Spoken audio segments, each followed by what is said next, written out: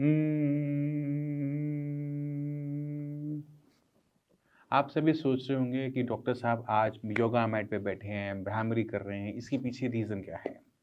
हर video के पीछे एक कहानी ज़रूर होती है और इस वीडियो के पीछे भी एक कहानी है। तो पहले शुरुआत करते हैं हम कहानी से, फिर हम जाएँगे कि हम प्राणायाम और ख़ासकर भ्रामरी प्राणायाम किस तरह से पैरालिसिस पेशेंट को मदद कर सकता है। तो अभी नॉर्मली क्या होता है कि बहुत सारे प्रोफ़ेशन के लोग आते हैं और सबसे कम उम्मीद हमें होती है कि एक योगा टीचर आएगा पैरालिसिस का ट्रीटमेंट लेने। जब योगा टीचर आए, हमने उनसे बात करी तो समझ में आया कि योगा उन्होंने करना तो बहुत पहले छोड़ दिया था। अब वो चाहते हैं कि दोबारा से योगा को अपनाएँ। जब वो योगा के अपनाने की बात में बात कर रहे थे, तो मैंने उनसे पूछा कि आप क्या करना चाहते हो? क्योंकि वो खुद बहुत नॉलेजेबल थे, तो उन्होंने बताया कि मैं भ्रामरी करना चाहता हूँ। मैंने कहा भ्रामरी करना तो चाहते हो, बट कैसे करोगे? आपका एक हाथ तो चलता ही नहीं है। तो उनका लेफ्ट हैंड काम नहीं करता था। मैंने कहा बिना कान बंद किए आप कैसे इसको करोगे? तो कहते हैं डॉक्टर साहब आप बस मुझे परमिशन दे दो, बाकी हम खुद ब खुद निकाल लेंगे। फिर वो अगले महीने आए, मैंने पूछा प्राइमरी हुई? कह रहे हो तो गई है बट अच्छे तरीके से नहीं हुई। तो अब हमें ये समझना है कि भ्रामरी को अगर हम एक हाथ से करते हैं या फिर वो पेशेंट जिनके दोनों हाथ में ताकत आ गई है, वो किस तरह से बेनिफिट दे सकता है, क्योंकि ये जानना भी बहुत ज़रूरी है। तो शुरुआत करते हैं सबसे पहले भ्रामरी को करने की विधि को समझते हुए कि सही तरीके से कैसे किया जाता है। तो आपने अपने अंगूठों से अपने कान के छेदों को बंद करना होता है और अपनी सारी उँगलियों को अपने चेहरे पे फैलाना होता है। साँस अंदर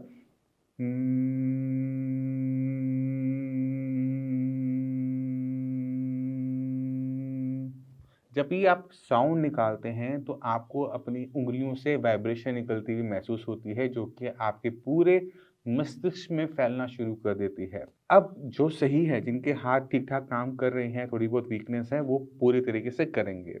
बट मैक्सिमम जो लकवे के पेशेंट हैं, पैरालिसिस के पेशेंट हैं, अक्सर उनका एक हाथ काम कर रहा होता है, दूसरा हाथ काम नहीं कर रहा होता। तो जो आपका हाथ काम कर रहा है, उसका यूज़ करते हुए आप एक कान को बंद करके भी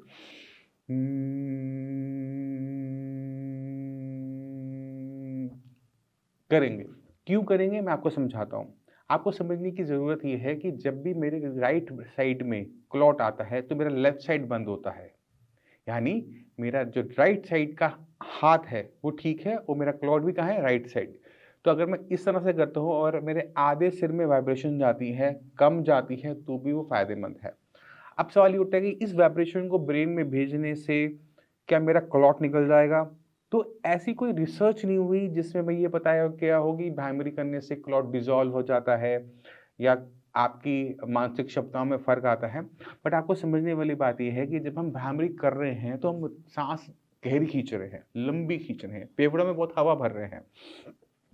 और ये जब ये ऑक्सीजन आपके ब्रेन में जाती है सर्कुलेट होकर, तो आपके ब्रेन के सेल्स को रिवाइव होने में हेल्प मिलती है। मैं अपनी हर वीडियो में न्यूरोप्लास्टिसिटी के बारे में बात करता आया हूँ कि न्यूरोप्लास्टिसिटी ही इकलौता माध्यम है जिससे एक पैरालिसिस का पेशेंट अपने आप में रिकवरी लेकर आ सकता है।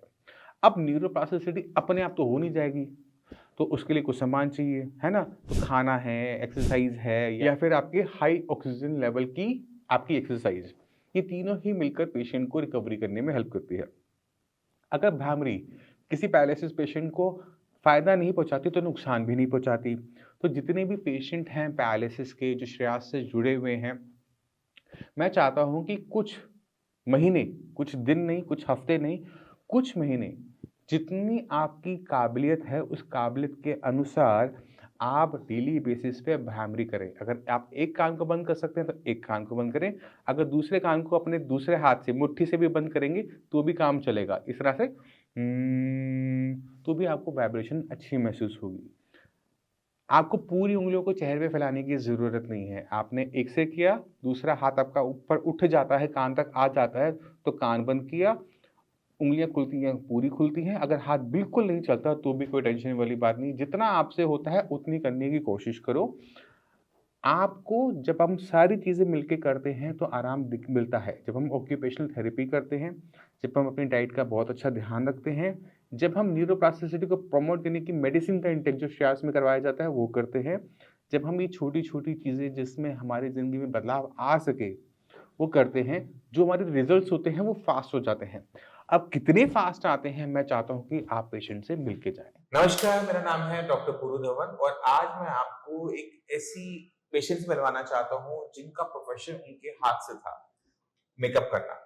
वो टीवीसी में आपने बहुत सारी एड्स भी देखी होंगी, तो एड्स में जो एक्टर और एक्ट्रेस होते हैं तो वो मेकअप कैरी करते हैं, और उन मेकअप को करने वाले जो आर्टिस्ट होते हैं वो रेणु जैसे होते हैं।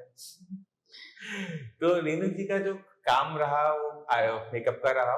2.5 साल पहले उनको पैरालिसिस हुआ और राइट साइड का पैरालिसिस था। चलते हैं रेणु जी के पास और जानते हैं 2.5 साल का जो उनका सफर था या लकवे से जो उनकी फाइट थी वो कैसे रही। तो रेणु जी, आपका बहुत बहुत स्वागत है हमारे साथ दोबारा से। हम एक वीडियो पहले भी आपके साथ बना चुके हैं, है ना।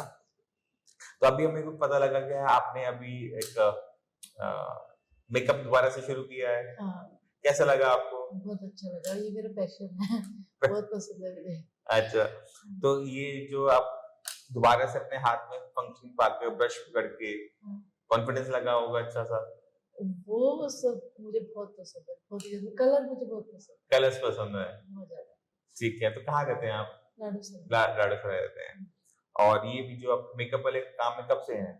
10 साल हो गए। 10 साल से आप मेकअप कर रहे पहले थे? बॉम्बे करती थी, अभी दिल्ली में अच्छा काम मिलता है। अच्छा, पहले बॉम्बे में भी काफी दिन काम किया, तो सारी टीम बॉम्बे से ही आती है। अच्छा, टीम बॉम्बे से ही आती सारी है। टीम बॉम्बे से आती है, प्रोडक्शन दिल्ली का होता है, लोकेशन दिल्ली की होती है, बस टीम बॉम्बे से ही आती दिल्ली में होने वाले जितने शूट्स हैं है। वो सारे के सारे आप।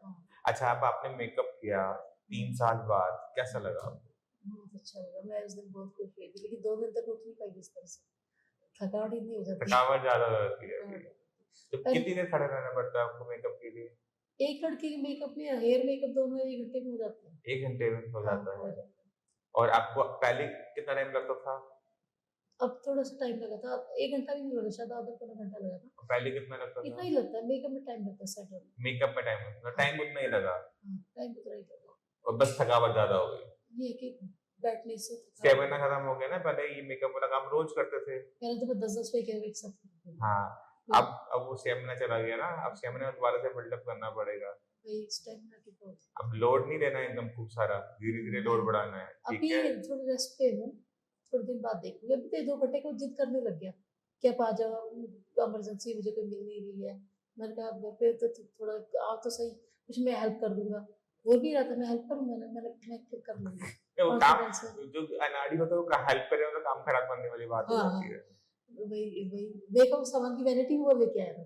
अच्छा, मेरे को सिर्फ हेयर की 1-2 चीज लेके जानी पड़ी थी। हाँ, बोला कोम और 1-2 मतलब मशीन ले आओ, बस हाँ, आप आ जाओ और मैं आपकी हेल्प कर दूंगा, बस मेरा काम बनवा दो, मेरा काम बिगड़ जाएगा। अच्छा। तो अभी भी शूट क्या, बहुत किस चीज का शूट था? ये स्टिल फोटोग्राफी। 4 टी-शर्ट थी, 2 लड़के ने बदले, 2 लड़की ने खत्म।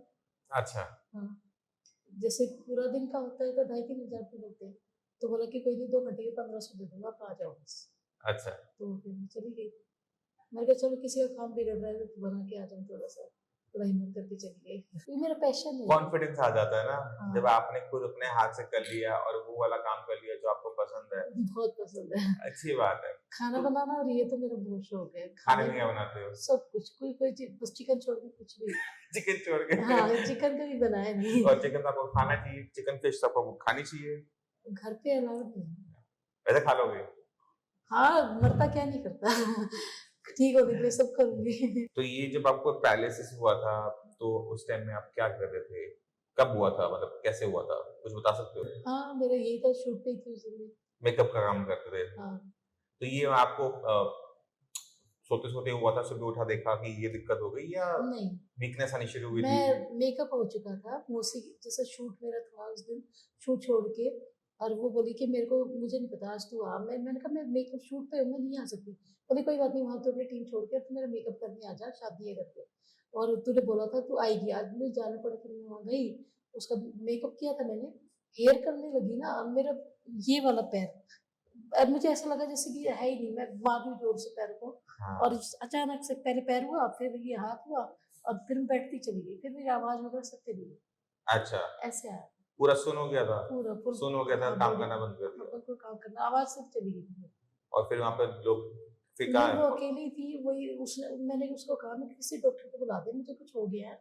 तो बोली नहीं, तुझे ना गैस बन गई है, और गर्म पानी देती रही बस मुझे। अच्छा, और हस्बैंड वाइफ ने डिसाइड किया कि इसको इसके घर भेज देते हैं।